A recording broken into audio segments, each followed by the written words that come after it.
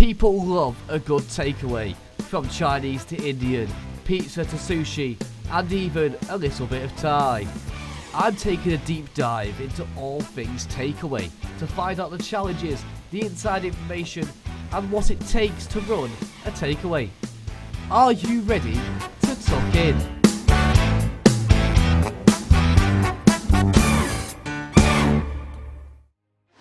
What's the first word that comes to your mind when you think about takeaways?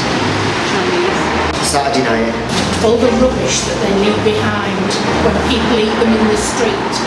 You know, I think takeaways are great fast food for youngsters, but I don't like that they leave the rubbish.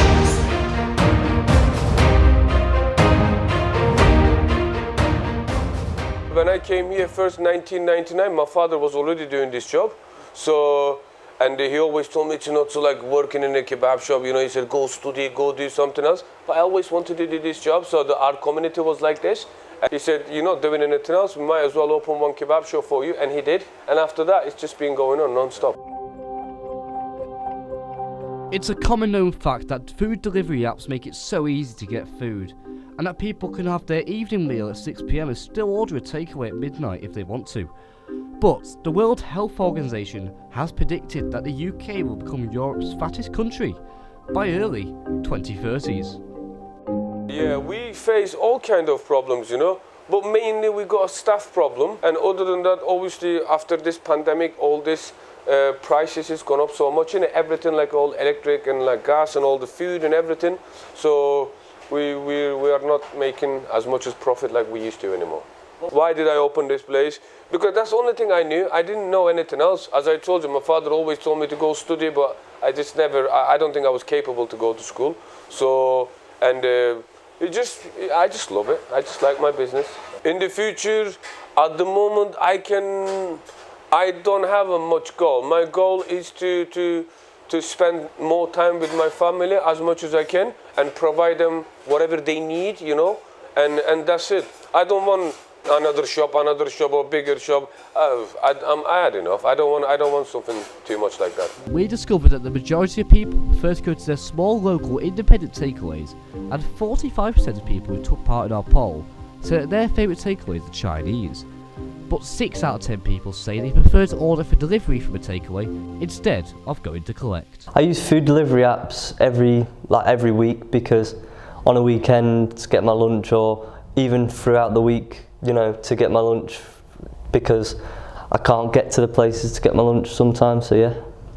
We are not, they even sent me a letter yesterday asking me to join their company, but I would never do that because our profit margin is so down anyway, and amount of commission that they take is crazy. You know, it's like, it's stupid. So I don't really use Just Eat or Uber Eat. So I've got my own website, and I've got some kind of bit more little company called Food Hub. So we use that.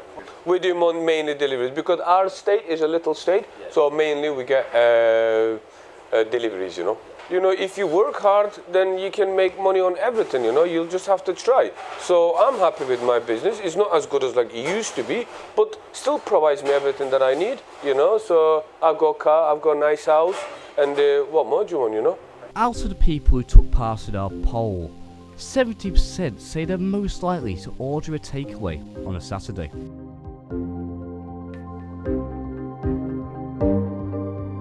I'm usually most likely to buy a takeaway on a Saturday or a Friday because they're the days which I finish college, and then it's like the start of the weekend, so it just works well after that. What is the best amount of fish and chips to eat to make sure it's not only tasty but also healthy? It's a question that scientists have been looking into. To find out a bit more information, I went to go speak to someone else who works in the food industry in a quickfire interview. What is your work busier times? 11:30 for about half an hour, and then from about 12:30 till 1:30. What does your job include? Preparing and serving food mainly.